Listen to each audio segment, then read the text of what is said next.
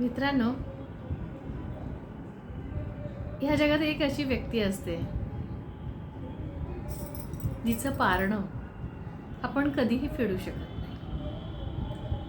कारण ती आपल्याला 9 महिने स्वतःच्या उदरात ठेवते आणि त्याच्यानंतर आपला जन्म होतो. हे 9 महिने प्रत्येक मातेसाठी कष्टाचे असतात. कारण ह्या 9 महिन्यात तिच्यामध्ये अनेक बदल होतात, अनेक चेंजेस होतात. एखादं जिवंत प्राण असलेलं एक पाखरू, एक सुंदर असं बाळ तिच्या पोटात असतं आणि मग ती त्याला जन्माला घालते, त्याला लहानाचं मोठं करते. मग ती बाळं मोठी होतात, त्यांना पंख फुटतात आणि एक दिवस ते त्यांचं घरटं सोडून उडून जातात. आईचं मात्र लक्ष पूर्ण आपल्या बाळात असतं. ती कायम त्या बाळांसाठीच जगते आणि बाळांसाठीच एक दिवस ह्या जगातून निघून जाते. आठवणी ठेव, चांगल्या आठवणी ठेव. मग बाळांनो, तुमचं काय काम आहे? आपण पैशाने प्रत्येक गोष्ट नाही मोजू शकत, पण आपण जेव्हा अगदी निर्मळ मनाने त्या मातेवरती प्रेम करतो ना, तेव्हा कुठेतरी 1% का होईना, 1% का होईना, आपण त्या गोष्टीची परतफेड करतो. कारण ह्या जगात आईसारखं दैवत नाही.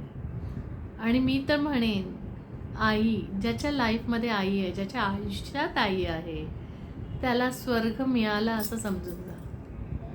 कारण आई होणं किंवा निसर्गाने जी सगळ्यात मोठी गोष्ट दिलेली आहे तुमच्या आयुष्यात, ती म्हणजे आई असते.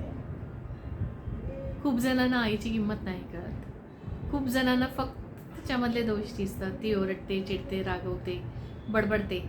पण कधीतरी विचार केला ना, म्हणजे ज्या गोष्टी तुम्हाला नाही आवडत त्या जर सोडल्यात तर 10 पैकी 9 ते 9.5 गोष्टी अशा असतात जी आपल्या चांगल्यासाठी ती करते. आणि आपण काय करतो?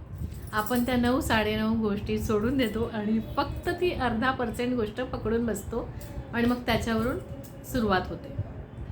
मी म्हणेन, जेव्हा तुमची आई तुमच्यावरती चिडते, रागवते, तेव्हा थोडंसं काम होत जा, शांत होत जा. अनेक गोष्टी तिथे शांत झाल्याने सॉर्ट आऊट होतात. पण एकच सांगेल, आईची किंमत करा.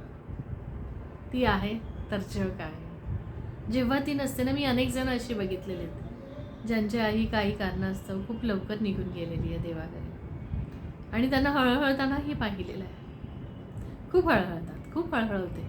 आज देवाच्या दयेने माझी आई जिवंत आहे आणि मी तिच्यावरती भरभरून प्रेम करते. कारण मला माहिती आहे की तिच्यामुळे माझा जन्म झालेला आहे आणि तिच्यामुळे मी इतकं सुंदर जग पाहते आहे. तिच्यामुळे आज युनिवर्सशी मी कनेक्ट झालेली आहे आणि तिची पुण्याई आहे की आज मी ह्या वयातसुद्धा हे जग पाहू शकते आहे.